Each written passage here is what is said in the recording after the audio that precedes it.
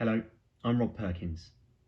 In this video, I'm going to talk about possession of a Class A drug, in particular cocaine, by fans at football matches and how a change in the law in 2022 has meant that thousands of fans are now being prosecuted, receiving convictions and bans where they weren't before. Following the Euros final at Wembley in 2020, a member of the House of Lords, Baroness Casey, produced a report where she identified connections between cocaine use and disorder at football. This led to a change in the law in November 2022, which meant that being in possession of cocaine whilst at, entering, or attempting to enter a sports ground to watch a football match now became an offence for which a football banning order could be given.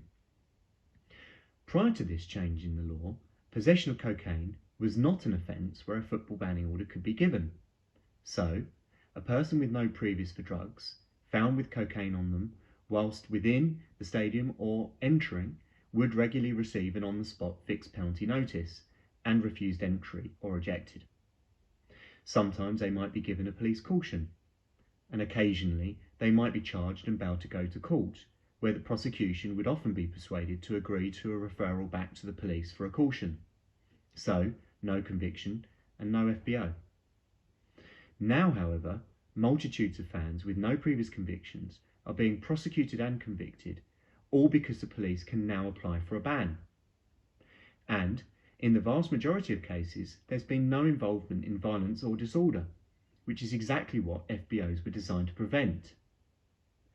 I'm pleased to say that some courts are adopting a pragmatic approach towards FBO applications in these cases, where the person has no previous convictions for football offences and there's no evidence of violence or disorder. And, in those circumstances, I would certainly recommend opposing the application where, with the proper representation, you have a good chance of avoiding a ban. Thanks again for watching. I'll put our contact details in the bio and comments below.